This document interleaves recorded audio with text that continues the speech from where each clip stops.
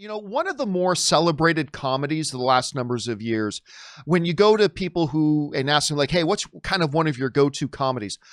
Not everybody, maybe not even most people. There are a whole bunch of people out there that will say the Seth Rogen produced comedy Superbad. That's one that has been very, very popular with a lot of people. And for a number of years, some people have been asking, why haven't they done a Superbad follow-up? I mean, the first one was certainly good. We got a lot of good feedback on it. It made an okay amount of money. Why haven't they done a second one? Well, apparently Seth Rogen has now come out and said, not only are we not going to get a Superbad 2, he kind of explains why. He goes into his rationale as to why you're not going to go see a Superbad 2. And this is what he said. He said the following, and this makes sense. I think of all the movies we've ever made, Superbad is one I'd 100% probably never touch. Honestly, I don't think it requires improvement or anything to be built upon it. I'm unbelievably proud of it. It really holds up. People still watch it. High school kids come up to me telling me that they've watched it for the first time and how they loved it. It's worked its way into being viewed as one of the better high school movies out there. And I think that's a fair statement to say. And I think he makes a lot of sense. Now, listen, to me, I've never thought that the measuring stick of whether or not you should make a sequel to the comedy is, does it need to be improved upon? I don't actually think for any sequel, I don't think the requirement for any sequel is, can you make it better than the first? You know, I think, hey, can you make it as good as the first? Can you make it close to as good as the first? If the first one's really good, just make it close to it. I also don't think for a comedy, you need to have a story that requires another chapter. Take, for example, something like the Hangover movies. I was all for a Hangover sequel, even though I'm not a big fan of the Hangover sequels. But I was all for them doing another Hangover sequel. Even though the story didn't need it, I just wanted to go and hang out with those characters again. And I think good comedies, when they do that right, it can work.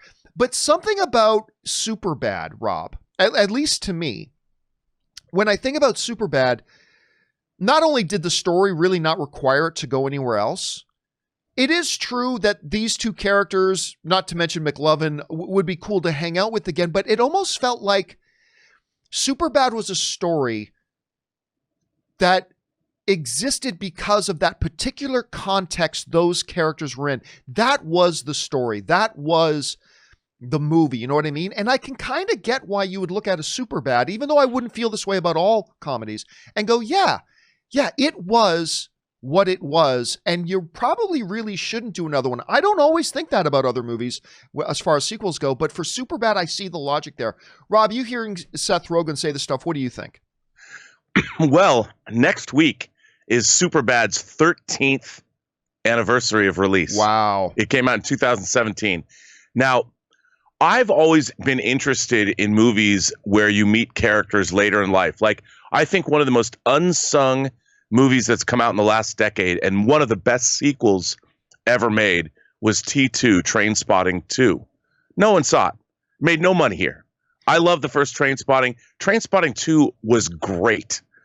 I get what Seth Rogen is saying, but it would be really interesting to come and meet these characters. Literally, they've doubled in age since we last saw them. Yeah. What are they like now? Where is McLovin in his 20s? You know, well, isn't Jonah Hill like 36 years old or something like that right now? But too? I mean, you'd have to, like, I don't know how you do it. They're in high school, so you could play it. I mean, he could look young, right?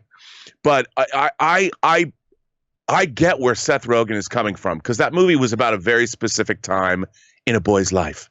But I'm still holding out for Riskier Business, the sequel to Tom Cruise's 1983 teen comedy Risky Business. Where is that? Where's Joel Goodson now? And I would love, I love when you see characters come back. I love The Color of Money. You meet Fast Eddie Felson 25 years after he was in The Hustler, you know, and you see what he's become. And there's not enough of those movies when you can get the cast back and do something interesting and commentary on their lives. I mean, think about it. In 2007, smartphones were just coming into that was when the iPhone was released. Where are we now as a society? What is McLovin doing? Is he really giving the loving that he wanted to back in the day? Has he become the sex god that he dreamt himself to be? I mean, I don't know. But I get what Seth Rogen's saying. But still, I think there's something there. Yeah. And of course, Rogen has just been getting busier and busier between all the television properties he's doing. He's getting very heavily involved as a producer in a lot of stuff. So there just may not be time for him to do anything else with that as well. But I can't wait to see his new movie when he plays the dual roles, the 100-year-old Jewish guy who gets American Pickle. It looks, I haven't seen it. It looks great. I've heard it's not good.